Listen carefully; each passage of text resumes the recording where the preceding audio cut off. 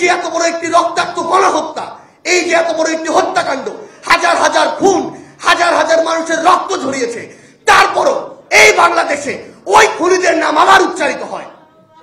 তারপরও এই বাংলাদেশে ওই খুনিদের সাফাই গাওয়া হয়। তারপরও এই বাংলাদেশে ওই খুনিদের রাজনৈতিক যে অধিকার, সেই অধিকার নিয়ে কথা বলা হয়। যেই খুনি বিগত 16 বছরে পরিবারের কয়েকজনের খুনের মায়া কান্না করেছে, সে যদি মায়া কান্না না করত, ওই খুনি কিভাবে 2000 মানুষকে খুন করতে পারত?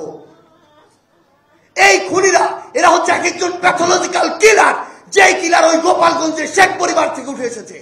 এই খুনি বিগত 16 বছরে বাংলাদেশের মানুষকে নানাভাবে খুন করেছে, কিন্তু তারা মিডিয়া সহ পুরো বাংলাদেশকে জিম্মি করে রাখার জন্য এই খুনি যেটি করেছে, এই খুনগুলোকে সামনে আসতে দেয়নি। এই খুনি বাংলাদেশ পুলিশের মতো একটি প্রতিষ্ঠানকে টিস্যুর মতো ব্যবহার করে বাংলাদেশের মানুষকে নরপশুর মতো এভাবে খুন করেছে। আমরা আজকের এই মঞ্চ থেকে পুরো বাংলাদেশ পুলিশ নামক এই যে প্রতিষ্ঠানটি, আপনাদের উদ্দেশ্যে একটি কথা বলতে চাই। আপনাদের পোশাক দেখে এখনো আমাদের ভীতির সৃষ্টি হয়, এখনো আমাদের মনে ঘৃণার সৃষ্টি হয়, এবং এটার জন্য যেমন ওই খুনি হাসিনা দায়ী, আপনাদের ব্যক্তিত্ব এটার জন্য দায়ী। আপনারা ক্ষমতার লোভে, পদের লোভে ওই পোশাকটিকে ধারণ করে অপব্যবহার করে সারা বাংলাদেশে নানা রকম কুকর্মে সহযোগিতা করেছেন। ওই বাংলাদেশ সেনাবাহিনী যদি চাইতো 10,000 মানুষকে 5 তারিখে খুন করে ওই খুনি হাসিনাকে মসনদে বসিয়ে রাখতে পারতো, তারা কিন্তু সেটা করেনি। তারা তাদের প্রতিষ্ঠানের সম্মানের কথা চিন্তা করেছে।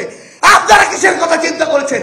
আপনারা চিন্তা করেছেন আপনাদের পদবীর কথা, ওই খুনির হুকুমের কথা, ওই খুনির দাসত্বের কথা।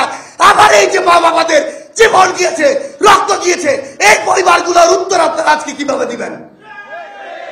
আজকেও এত খুনের পরে, এত জীবনের পরে নতুন করে এই বাংলাদেশে আবারও কিছু পুলিশ সদস্য ওই পোশাক পরে আবার টাকা নিচ্ছে, আবার দালালি করছে, আবার দাসত্ব করছে, আবার একটি দলের হয়ে কাজ করছে। বুকের মধ্যে যদি এইটুকু পাটা না থাকে, দয়া করে ওই পোশাকটা খুলে রেখে চলে যান।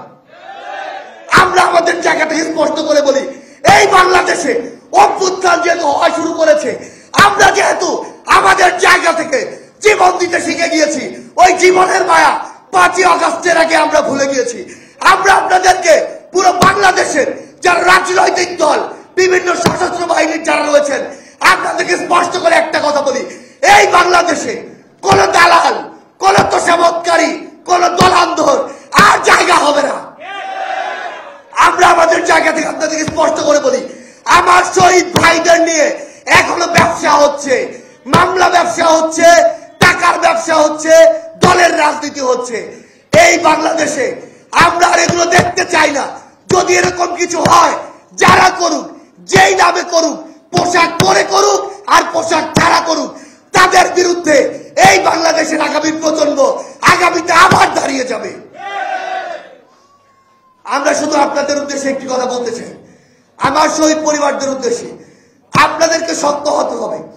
আপনারা যদি শক্ত থাকেন, আমরা আপনাদেরকে বলছি, আপনাদের এই খুনগুলোর বিচার, আমাদের ভাইদের, বোনদের, মাদের, বাবাদের এই খুনগুলোর বিচার এই বাংলাদেশে নিশ্চিত না হওয়া পর্যন্ত যদি এই বাংলাদেশের কেউ কথা বলে, এই বাংলাদেশের কোন একটি প্ল্যাটফর্ম কথা বলে, বৈষম্য বিরোধী ছাত্র আন্দোলন আপনাদের জন্য কথা বলে যাবে।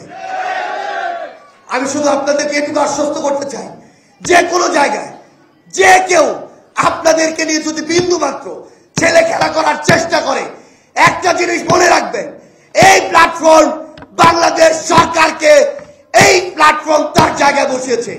যে যেই পদেরই হোক, যেই পোশাকেরই হোক, পোশাক ছাড়া হোক, যেখানেই তার অফিস হোক না কেন, যদি আমার শহীদ ভাইদের এই স্পিরিটের সাথে আহত যোদ্ধাদের রক্তের স্পিরিটের বিপক্ষে গিয়ে বিন্দু মাত্র কিছু করে, তার যদি আমরা কোনো প্রমাণ পাই, আমরা আপনাদেরকে এই মঞ্চ থেকে কথা দিয়ে যাচ্ছি, তার বিরুদ্ধে আমরা এই বাংলাদেশে যুদ্ধ ঘোষণা করব।